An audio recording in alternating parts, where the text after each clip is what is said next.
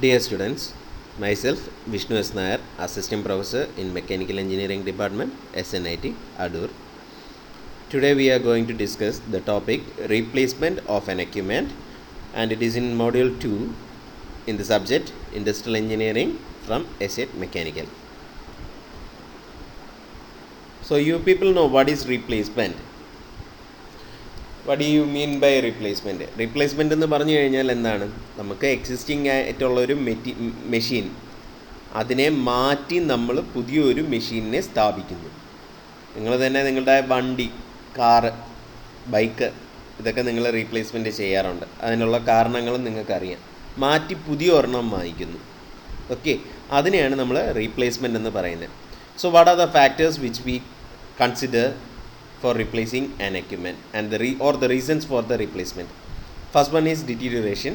It is a decline in the performance due to wear and tear or misalignment indicated by the increase in maintenance cost, reduction in product quality and rate of production, increase in labor cost, loss of operating time due to breakdowns. And the second one is obsolescence. That is, the equipment gets obsolete due to advancement in technology and unwarranted manufacturing cost, which may result in reducing profit, impair competition and cause loss in value of machinery. നമ്മൾ ഒരു machine എപ്പോഴാണ് ഇൻഡസ്ട്രിയിൽ replace ചെയ്യാനായിട്ട് നമ്മൾ തീരുമാനിക്കുന്നത് എന്നുള്ളതാണ് ഈ ഒരു രണ്ട് ഫാക്ടേഴ്സിനെ ബേസ് ചെയ്തിട്ടാണ്. ഡിറ്റീരിയറേഷൻ, അതായത് മെയിൻ്റനൻസ് കോസ്റ്റ് കൂടുന്നു, നമുക്ക് മെയിൻ്റനൻസ് കോസ്റ്റ് കൂടുന്നു അല്ലെങ്കിൽ ലേബർ കോസ്റ്റ് കൂടുന്നു, അങ്ങനെ ഒരു കണ്ടീഷൻ. അത് കാരണം അതിൻ്റെ റേറ്റ് ഓഫ് പ്രൊഡക്ഷനെ അഫക്റ്റ് ചെയ്യുന്നു, പ്രോഡക്റ്റ് ക്വാളിറ്റിയെ അഫക്റ്റ് ചെയ്യുന്നു, ഓപ്പറേറ്റിംഗ് ടൈം കൂടുതലെടുക്കുന്നു. കാര്യം ഇത് ഇടയ്ക്കിടയ്ക്ക് ബ്രേക്ക് ഡൗൺ ആവുന്നുണ്ട് ആ ഒരു മെഷീൻ. അങ്ങനെ വരുമ്പോൾ നമുക്കത് നന്നാക്കി നമ്മുടെ സമയം കളയേണ്ടി വരും, നമ്മുടെ ടൈം കളയേണ്ടി വരും. പിന്നെ നമുക്ക് അതിന് വേണ്ടിയുള്ള എക്സ്ട്രാ കോസ്റ്റ് നമുക്കാവുന്നു, മെയിൻ്റനൻസ് കോസ്റ്റ് കൂടുതൽ വരുന്നു. സോ അങ്ങനെയൊക്കെ വരുമ്പോഴത്തേക്ക് നമുക്ക് അതിനെ റൺ ചെയ്യുന്നതിലും നല്ലത് മാറ്റി പുതിയ ഒരെണ്ണം വാങ്ങിക്കുന്നതാണ് എന്ന് നമുക്ക് മനസ്സിലായി കഴിഞ്ഞാൽ അതിലേക്ക് ഓപ്റ്റ് ചെയ്യുക.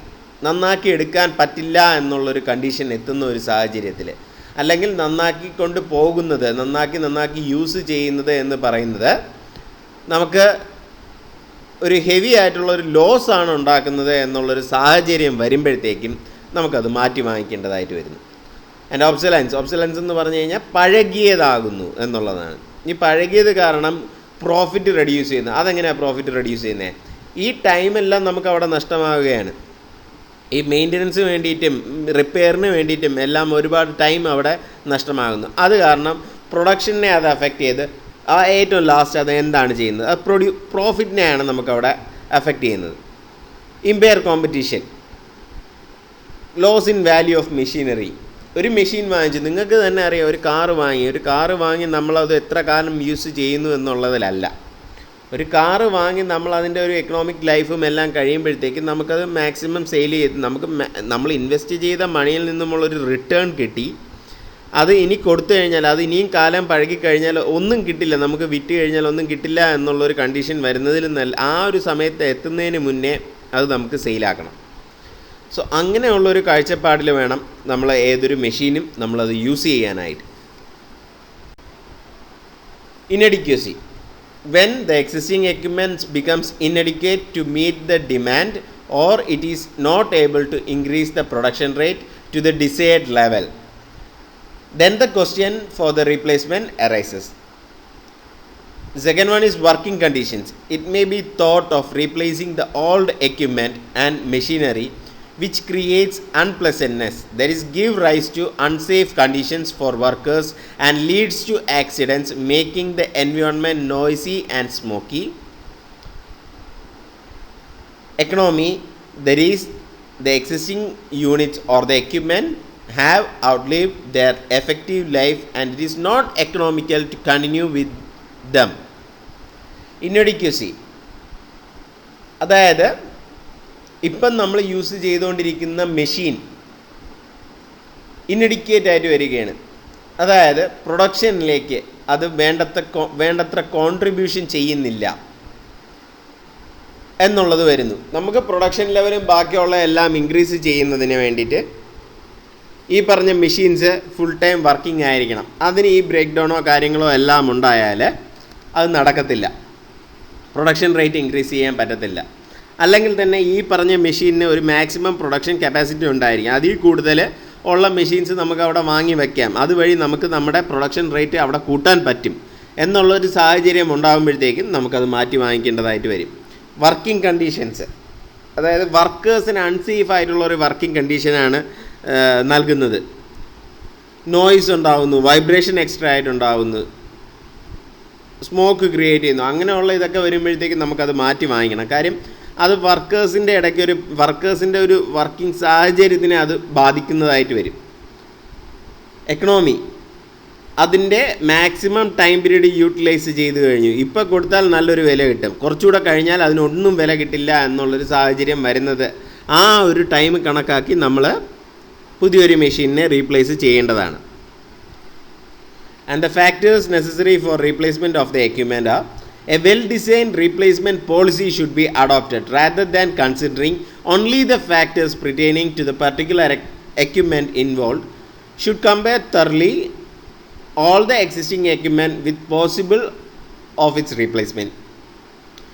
And technical factors are first one, that is technical factors.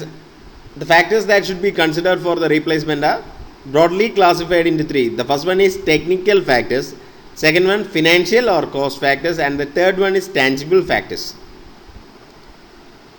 ഈ 3 ഫാക്ടേഴ്സിനെ ബേസ് ചെയ്തിട്ടാണ് നമ്മൾ ഒരു ഇൻഡസ്ട്രിയിൽ റീപ്ലേസ്മെൻറ്റ് ചെയ്യണോ വേണ്ടയോ എന്നുള്ളത് നമ്മൾ തീരുമാനിക്കുന്നത്. ഒന്ന് ടെക്നിക്കൽ ഫാക്ടേഴ്സ്, അതിൻ്റെ മെഷീൻ്റെ വർക്കിങ്ങും ബാക്കിയുള്ള കാര്യങ്ങളുമാണ്. ഫിനാൻഷ്യൽ എന്ന് പറയുമ്പോൾ നമുക്ക് എത്ര രൂപ കിട്ടും, നമ്മൾ ഇനി പുതുതായിട്ട് എത്ര രൂപ മുതൽ മുടക്കണം, ഈ വാങ്ങിയത് അതിൻ്റെ എഫക്റ്റീവ് ലൈഫ് അത് ഈ സ്പെൻഡ് ചെയ്ത് കഴിഞ്ഞോ. ടാഞ്ചിബിൾ ഫാക്ടേഴ്സ്, അങ്ങനെ 3 ഫാക്ടേഴ്സിനെ ബേസ് ചെയ്തിട്ടാണ് നമ്മൾ ഈ പറഞ്ഞ മെഷീൻ അവിടെ റീപ്ലേസ്മെൻറ്റ് ചെയ്യണോ വേണ്ടോ എന്നുള്ളത് തീരുമാനിക്കുന്നത്. First one, technical factors. Whether the present equipment has become obsolete due to the technological development. If the present equipment is inadequate in meeting the increased product of demand. Whether the present equipment has deteriorated due to wear and tear. It may be indicated by increase in maintenance cost, reduction in product quality, rate of output, and increase in labor cost and downtime, reduced safety as compared to new machine available or developed. Can present equipment provide the desired surface finish? If the present equipment is polluting or spoiling working condition of the industry. Possibility of performing additional operations by the new machine. Does the present equipment make the noise or vibrations, thus causing the diversion of the workers? And how often the present equipment requires maintenance and repairs? So these are the technical factors that is considered before replacing a machine or considered on replacing a machine. Machine പഴകിയതായോ, മെഷീനിന് എന്തുമാത്രം maintenance വരുന്നുണ്ട്, parts available ആണോ, wear and tear കാരണം നമുക്ക് എന്തൊക്കെയാണ് അവിടെ replace ചെയ്യേണ്ടി വരുന്നത്, ഈ റീപ്ലേസ് ചെയ്യുന്നതിലും നല്ലത് പുതിയൊരു മെഷീൻ വാങ്ങി വയ്ക്കുന്നതാണോ, പൊല്യൂട്ടിംഗ് ആണോ, വർക്കിംഗ് കണ്ടീഷനെ സ്പോയിൽ ചെയ്യുന്നുണ്ടോ, പുതിയൊരു മെഷീൻ വാങ്ങി വച്ച് കഴിഞ്ഞാൽ നമുക്ക് 2 ഓപ്പറേഷൻസ് നമുക്ക് കമ്പൈൻ ചെയ്ത് ചെയ്യാൻ പറ്റുമോ. സോ ഇങ്ങനെയുള്ള കാര്യങ്ങളെല്ലാം കൂടെ നോക്കിയിട്ടാണ് നമ്മൾ ടെക്നിക്കൽ ഫാക്ടേഴ്സ് എന്ന് പറയുന്നത്. ഒരു മെഷീൻ റീപ്ലേസ് ചെയ്യുന്നതിൻ്റെ ടെക്നിക്കൽ ഫാക്ടേഴ്സാണ് നമ്മളിവിടെ ക്ലാസിഫൈ ചെയ്ത് പറഞ്ഞേക്കുന്നത്. Financial or cost factors. There is high repair and maintenance cost of existing equipment or machinery. Possibility of combining some operations and resulting in increase in productivity by the challenger, that is by the new machine. The initial cost of the challenger. Salvage value of existing equipment and challenger at the end of its useful life.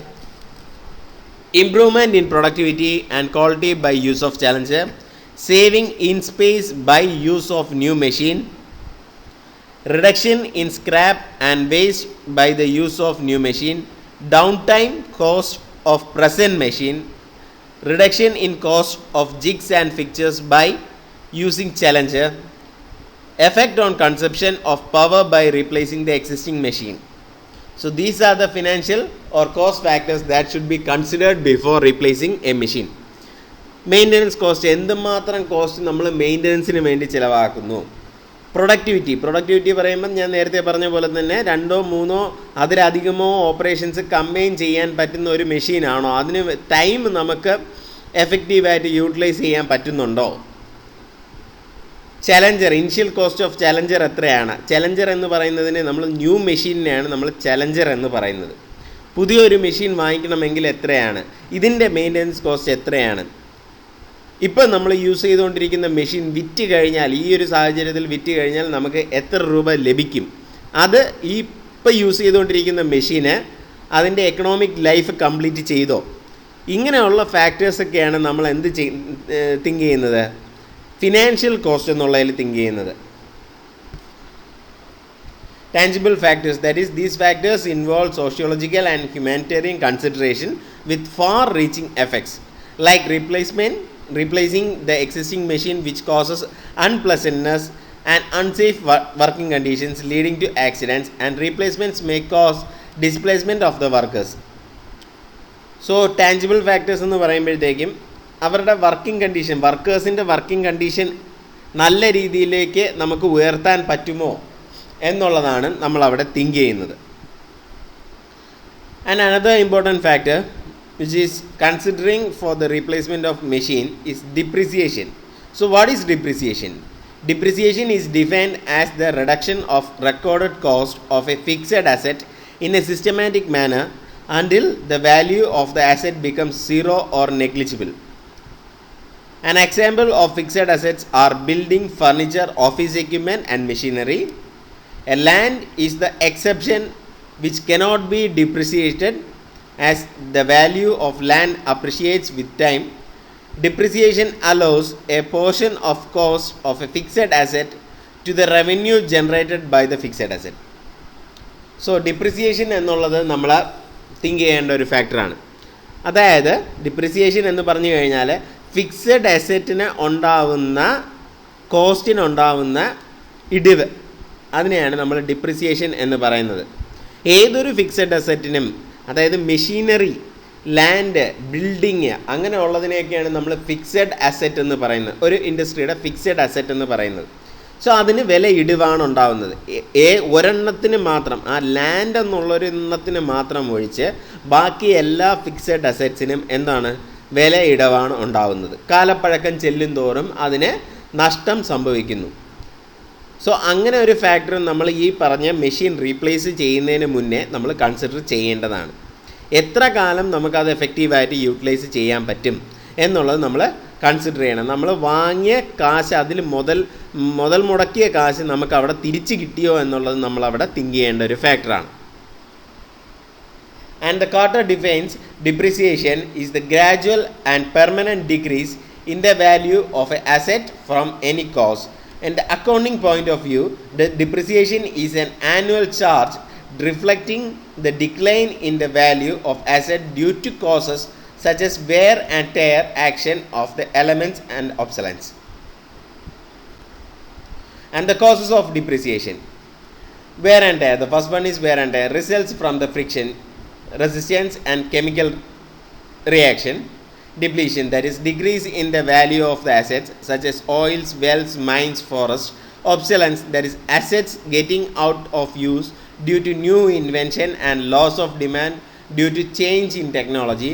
Lapse of time, the value of the asset goes down whether utilized or not.